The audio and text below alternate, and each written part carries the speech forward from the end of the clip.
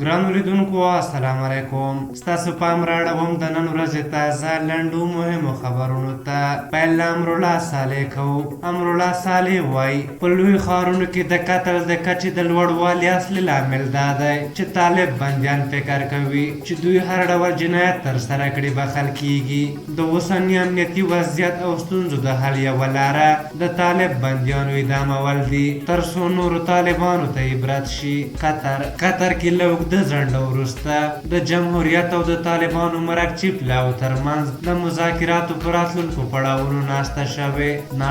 د ناټو سرمنشي ینس سټولټنبرګ وایي له افغان امنیتي ځواکونو سره خپلو مرستو ته دوام ورکوو. هغه وایي افغانستان کې د ناټو دریځ نه دی بدل شوی او دلته د ناټو حضور په شرایطو ولاړ دی. عبدالله پخواني ولسمشر حامد کرزي د ملي مصالحې عالي شورا له مشر ډاکټر عبدالله سره کتلي او د سولې په دویم پړاو خبرو ورسره غږېدلی.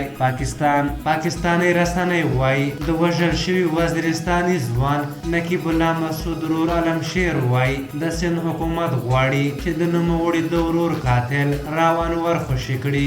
د پولیسو مشر راو انور په 2013 کال کې د نقیب الله مسعود د قتل په تور د پولیسو له لوري نیول شوی و. ولسمشر غني وایي حکومت د ټاکنو اصل ته ژمن دی او د ولایتي شوراګانو د ولسوالیو شوراګانو او د لویو ښارونو د ښاروالیو ټاکنو او د غزني پارلماني ټاکنو د ترسره کېدو لپاره به لازمي اسانتیاوې برابرې کړي. جو بایډن د امریکا نوي منتخب ولسمشر جو بایډن د خپل کار پر لومړۍ ورځ یو شمېر اجرایي فرمانونه لکه امریکا ته د مسلمانانو هیوادونو د وګړو په ورتګ بندیز لغوه کوي. هغه فرمان چې د ټرمپ ادارې په 2019 کال کې د ایران، لیبیا، سوریې، یمن، سومالیا او سودان د وګړو لپاره د ویزو په ورکولو بندیز لګولی و.